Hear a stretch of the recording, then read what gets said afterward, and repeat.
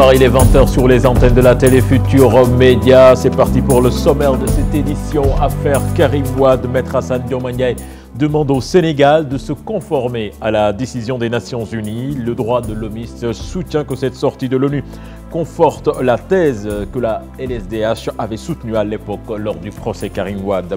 L'Observatoire national des lieux de privation déplore le surpeuplement dans les prisons sénégalaises. En visite à Sédhiou, sa présidente propose des peines alternatives pour éviter la prison à certains détenus. Macky Sall, en visite à Ndiassane, le chef de l'État a procédé à l'inauguration de la maison des hôtes de la cité religieuse. Nous allons à Tivaouane retrouver Sarah Assissé pour le journal du Gamou. Sarah, bonsoir, et quel est le menu qui nous attend? Bonsoir chère Tidiane, bonsoir à tous ceux qui nous suivent.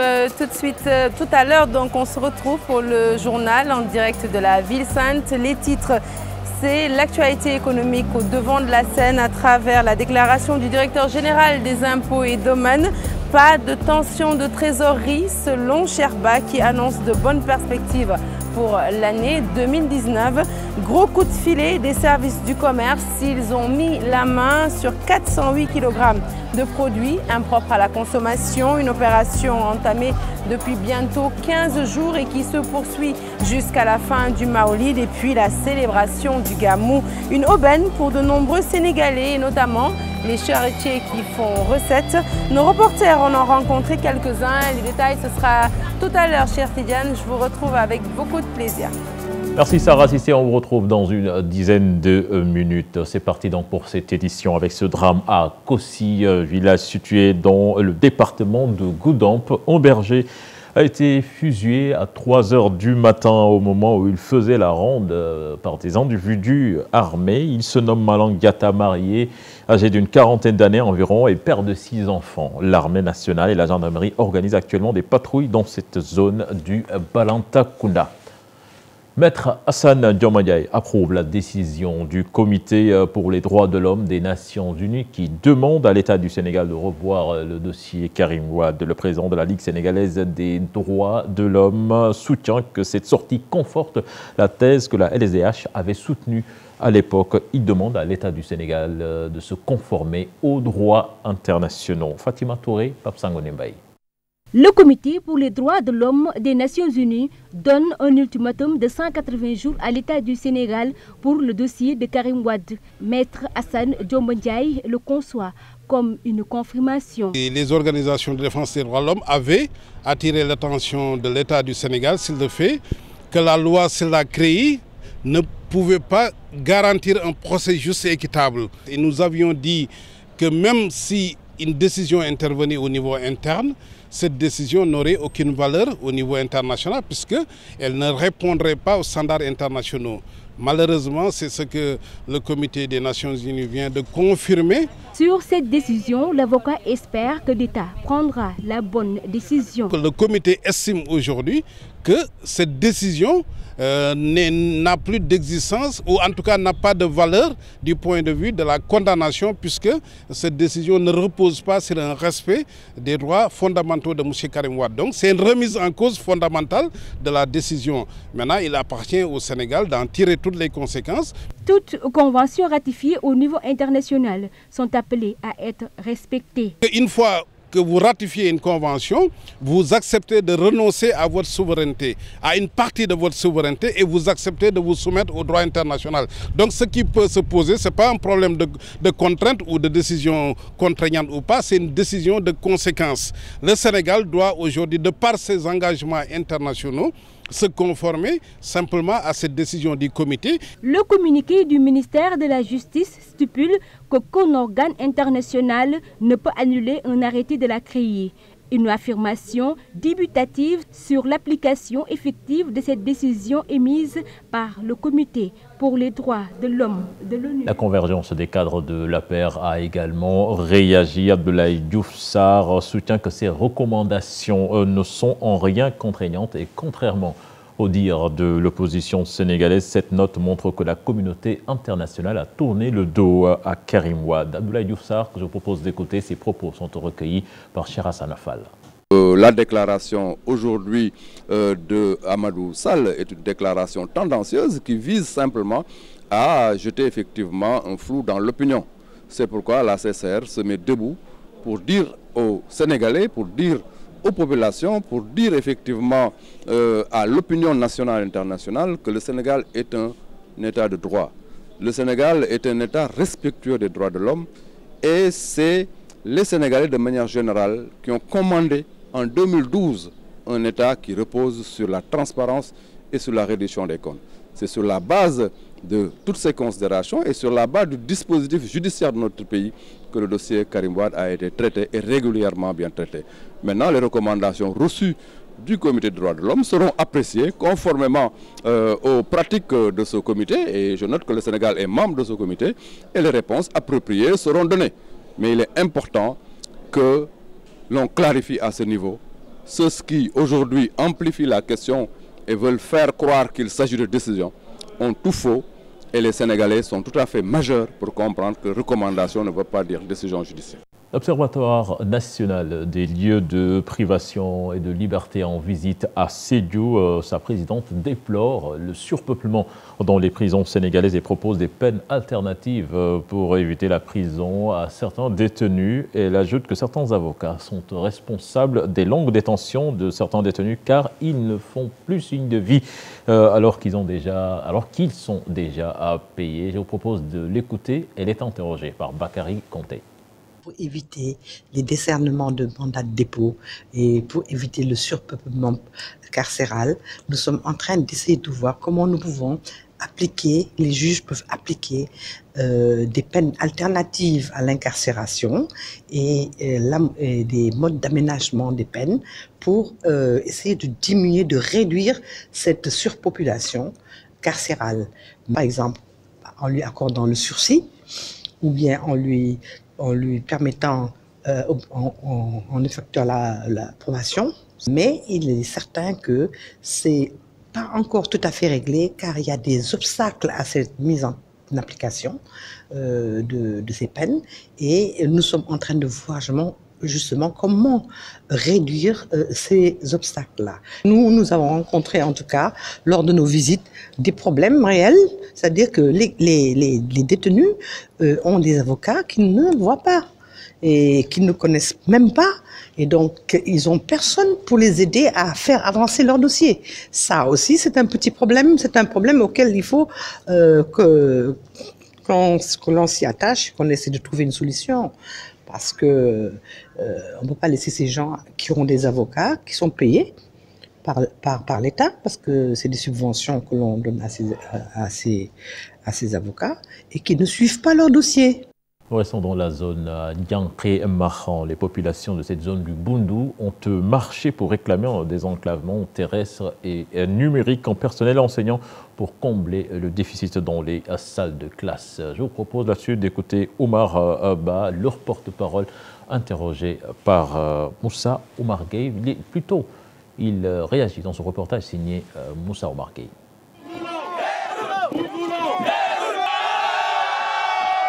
Les populations de Dianké-Mahan, Sadatou, dans la zone de Boundou, en ont vraiment marre des dures conditions de vie.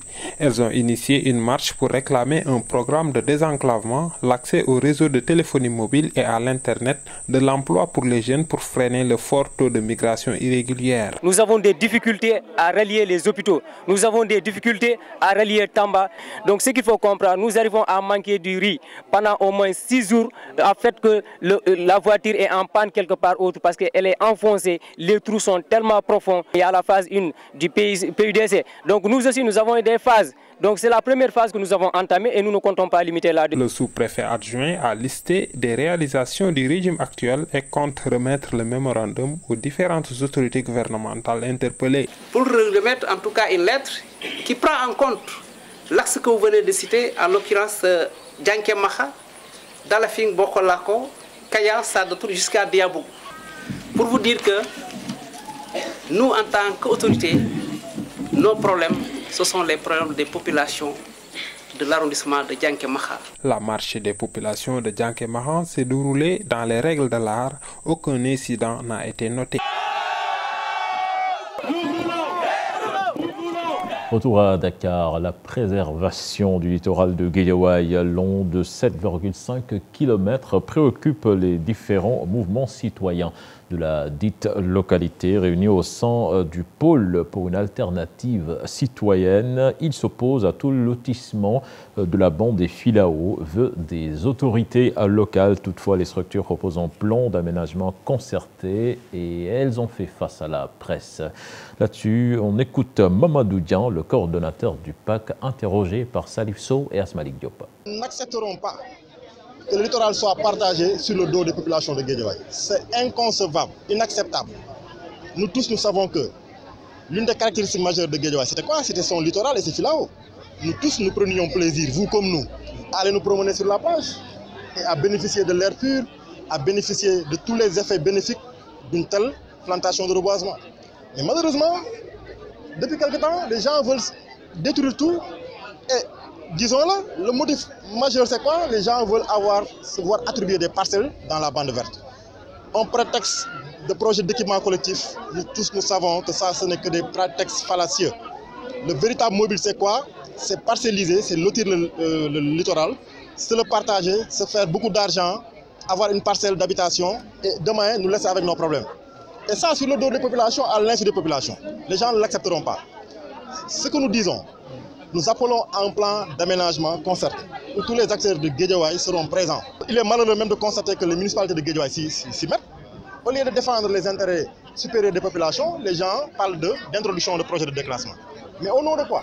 En politique, la mouvance présidentielle satisfait du nombre de signatures collectées dans le département de Matam. 145 000, c'est le chiffre annoncé. Mamadou Tala, délégué régional, et Farbangom, coordonnateur départemental, que je vous propose d'écouter au micro de Chartiyan Dion. Dans cette région de Matam, pour le moment, ce que nous avons entre nos mains, je ne parle pas des parrainages qui ne sont pas encore arrivés, et on est également à un mois de la date limite, nous sommes à 143 763, qui est un résultat historique qu'il faut saluer et vraiment mettre ça, expliquer, montrer qu'effectivement c'est tout ce processus qui nous a permis d'obtenir ce résultat. Donc alors un sentiment de fierté, mais un sentiment également de reconnaissance envers tous ces responsables, qu'ils se transforment en électeurs. Ce qu'a décidé le président avant le 15, de déposer les parrainages qui ont été collectés. Il y a un avant-premier, hier et aujourd'hui, il y aura une deuxième revanche. Et Inch'Allah, sur les 14 régions, nous souhaiterons que notre délégué régional soit premier dans tous les 14 régions. Et puis l'amicale des employés de la SICAP s'engage dans la campagne de don de sang. Elle a décidé de prendre le problème à bras le corps en organisant une journée de don de sang ce 14 novembre. Une manière de réveiller les consciences collectives selon la présidente de l'amicale qui invite les Sénégalais à s'initier à cette culture. Kumba Amatlo pour les détails. Face au déficit alarmant au niveau des banques de sang, l'amicale des employés de la SICAP SA a répondu à l'appel à solidarité lancé par le Centre national de transfusion sanguine. Dans un cadre d'entraide et dans un cadre de soutien par rapport à la santé qui en ont besoin. Parce qu'apparemment, nous sommes actuellement dans une pénurie et vraiment, comme tout bon citoyen, on aimerait participer et montrer aussi que la SICAP, en dehors de l'immobilier, est aussi dans le social. Un acte citoyen, symbole de contribution à la communauté, selon le secrétaire général de la SICAP SA. Donner du sang est un acte généreux qui permet de soigner beaucoup de malades. Naturellement, je pense à la femme qui accouche et qui perd beaucoup de sang.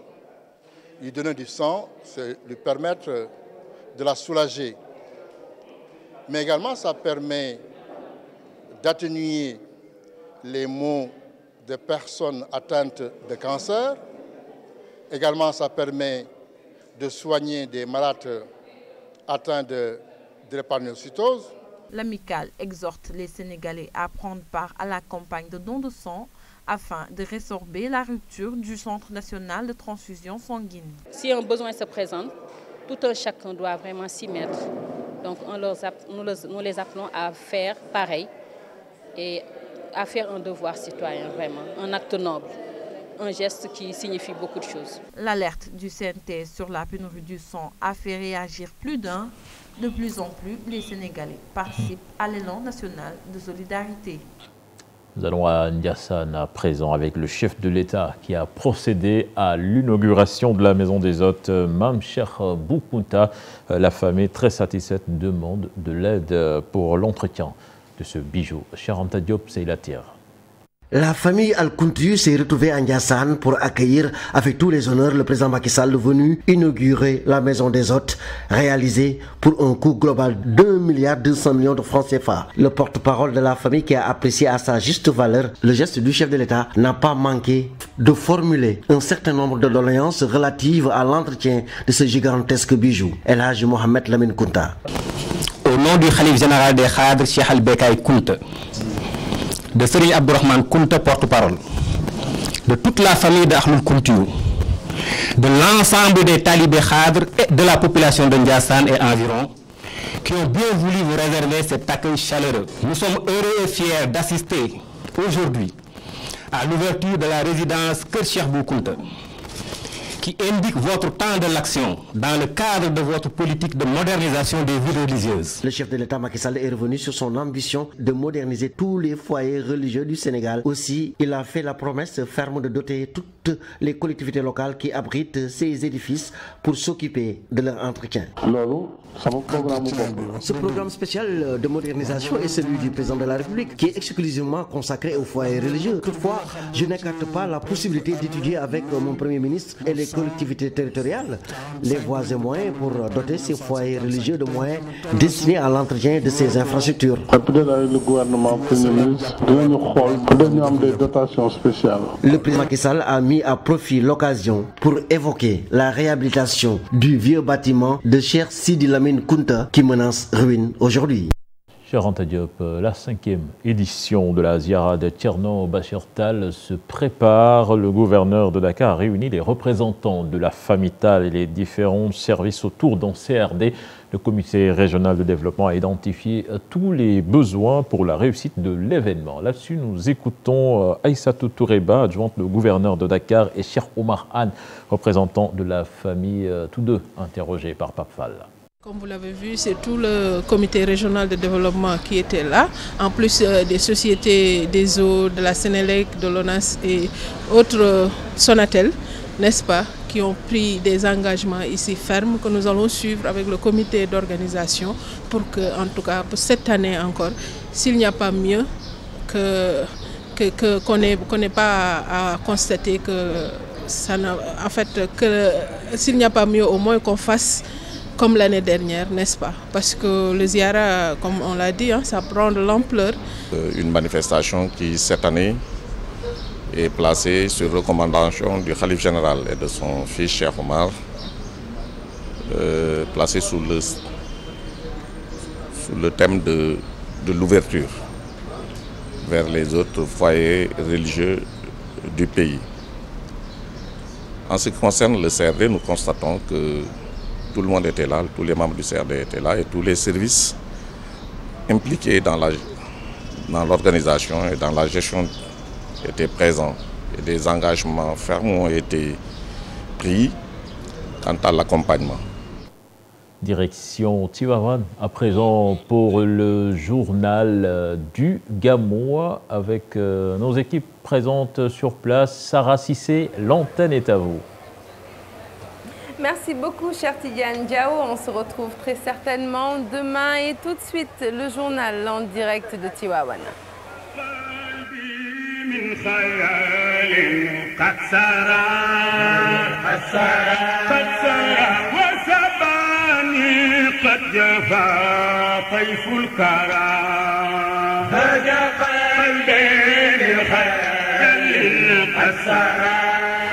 Et voilà une édition spéciale que nous ouvrons donc tout de suite avec cette sortie du directeur général des impôts et domaines concernant une tension de trésorerie selon Sherba qui emboîte donc le pas à son patron, le ministre des Finances. Eh bien, une meilleure situation est en vue en 2019 grâce au plan Sénégal émergent, mais également grâce à une progression des recettes fiscales. Je vous propose de l'écouter au micro de Chérif Dia et Modou Diop.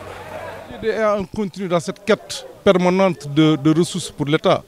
Je pense que le ministre l'a expliqué hier, il a donné les raisons des problèmes conjoncturels que nous rencontrons. Les objectifs seront plus importants pour 2019, d'autant plus que le pays se demande beaucoup d'efforts. Mais nous sommes confiants, nous sommes dans un environnement qui est assez favorable.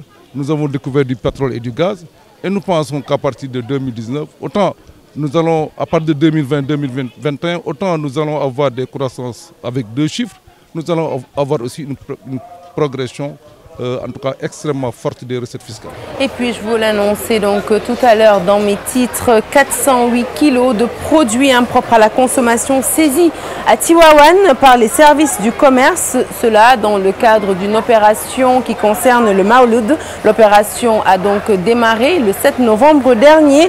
Elle est l'occasion d'appeler les consommateurs à la vigilance, mais aussi à pousser les commerçants à se conformer à la législation. Et à ce propos, nous écoutons Elhadji Oumar Diouf, commissaire aux enquêtes économiques, au micro de Mambiram Diouf.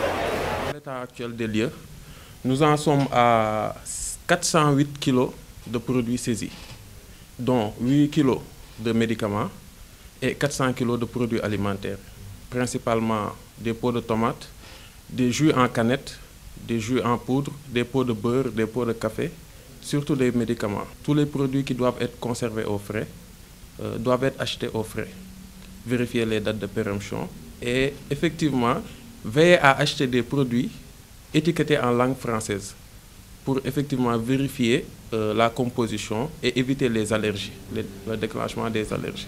C'est principalement les conseils que nous donnons aux consommateurs.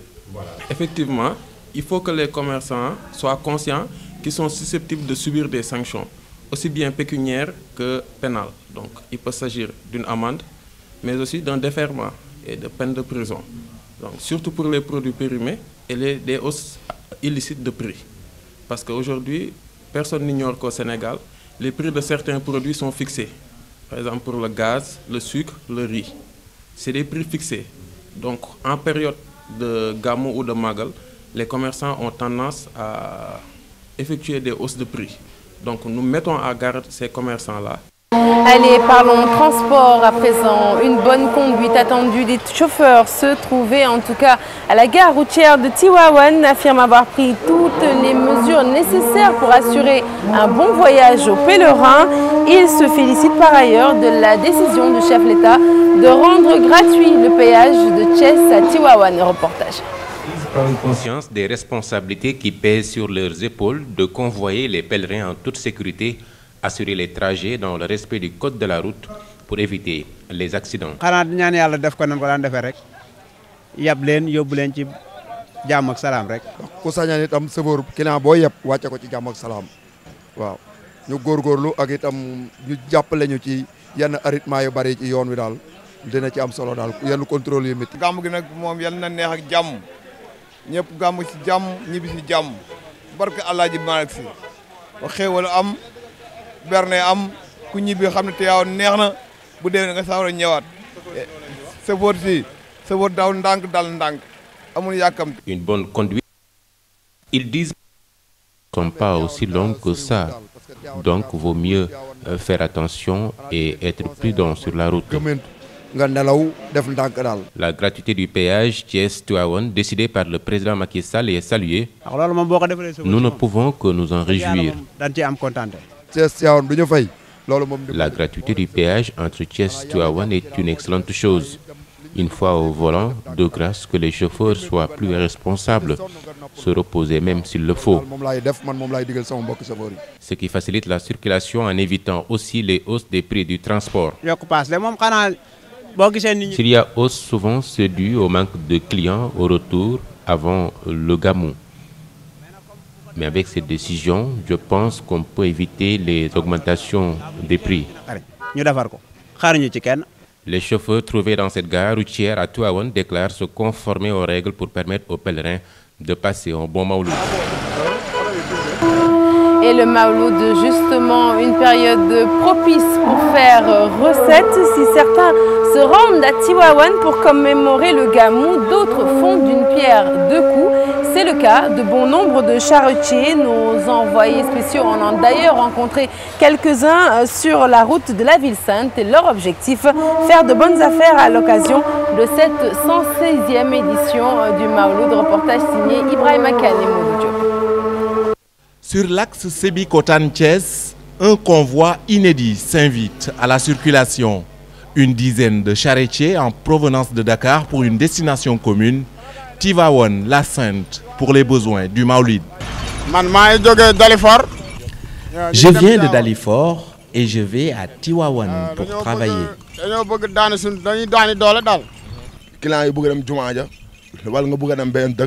Nous transportons généralement des clients qui souhaitent se rendre à la mosquée ou ailleurs. Le prix du transport est de 200 francs par personne. Le soir, nous laissons les chevaux au repos pour reprendre service tard dans la nuit. Et le jour du Gamou, nous allons travailler jusqu'au petit matin. Chaque année, nous nous rendons à Tivaouane. Circuler à sa guise, une chose pas aisée à Tivaouane pendant le Gamou, et cela, ces charretiers l'ont bien compris. Tout le sens de leur présence à la cité religieuse. Si les affaires marchent, nous pouvons gagner jusqu'à 100 000 francs, comme ce fut mon cas l'année dernière. Mais pour cette édition, j'aimerais gagner jusqu'à 200 000 francs CFA. Ça va, Dieu merci, mais franchement, je ne peux pas parler du chiffre d'affaires. Ça dépend. Nous pouvons gagner 60 000, voire 80 000 francs, mais si le business ne marche pas trop, c'est juste 50 000 de chiffre d'affaires. Tous les chemins mènent à Tivaouane, comme vous pouvez le constater. Ce convoi de charrettes se dirige directement à la Ville Sainte. L'objectif pour eux cette année, travailler à l'occasion de ce Mawlud, mais bien sûr, avoir beaucoup de bénéfices pour cette occasion. Ibrahima Kane, merci. À 4 jours du Gamou, les habitants de la cité religieuse ici à Tivaouane s'activent pour bien accueillir les pèlerins. Entre nettoyage et peinture, eh bien, les talibés tidjanes sont prêts à offrir à leurs hôtes tout le confort nécessaire. Et c'est un reportage signé par Faraning. Certains s'affairent au dernier réglage. Les femmes nettoient au moment où d'autres repeignent les maisons. Les habitants de la ville sainte de Tivaouane préparent activement le Mawlid. Nous sommes dans les réfections de nouvelles couches de peinture par-ci et par-là. Nous achetons également des matelas pour réserver ça aux autres.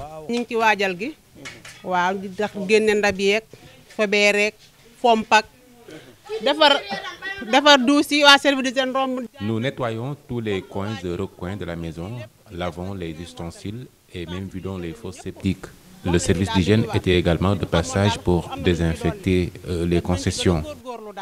Actuellement, à Tivaouane, on est en train de préparer le Mawlud partout. Sur le plan du balayage, des enclavements sanitaires et partout.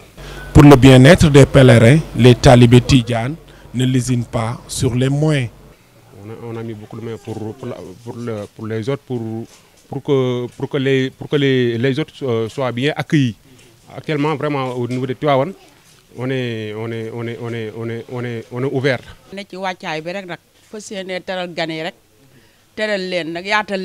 Nous faisons de notre mieux pour bien accueillir les autres, comme le disait le défunt Khalif Serigne Abdoulaziz Sy Al Amin. Nous cédons la place aux invités jusque dans les chambres pour célébrer le Gamou, la naissance du prophète Mohamed Paix et salut sur lui. Ils vont même jusqu'à céder tout leur confort pour permettre aux autres de passer un excellent séjour dans la cité religieuse. léegi waa dañ koy génn abal gan yi ndaxte dañ ne daal bu bisu yonent bi daal bu agsee sallallahu alayhi wa sallam nañu génn néegi abal gan yi noonu daal lañ ko déggee mag ñi di ko wax ñun daal ñu topp ci loolu. ki woote bi Seydi El Hadji Malick radiyallahu ta'ala daf ni ala azimu layla al wiladati hisbatan. Commémorer la naissance du prophète Mohammed, paix et salut sur lui, est plus qu'important, comme le disait Seydi El Hadji Malick Sy. Et tous les bienfaits ne sont pas de trop. ngir ak sell loolu Seydi El Hadji Malick wax fekk boo ci dugalul lu xaraam rek yàlla mën na laa defal la nga cey sàkku yàlla defal nga am ko ci. À 5 jours de la célébration de la naissance du prophète Mohammed, paix et salut sur lui, les habitants vivent déjà au rythme du Gamou. Et voilà qui met fin à cette édition spéciale en direct de Tivaouane que je suis ravie de vous avoir présenté. L'info se poursuit sur votre site www.igfm.sn. Tout de suite après cette édition, vous aurez la cérémonie du Bourde qui sera suivie par un plateau animé par Papis Diaw et ses invités autour de l'organisation du Maoulid. Quant à la rédaction, vous la retrouverez demain matin dans Yaoulène avec la grande Fatidien. Excellente suite des programmes sur la TFM. Excellente soirée.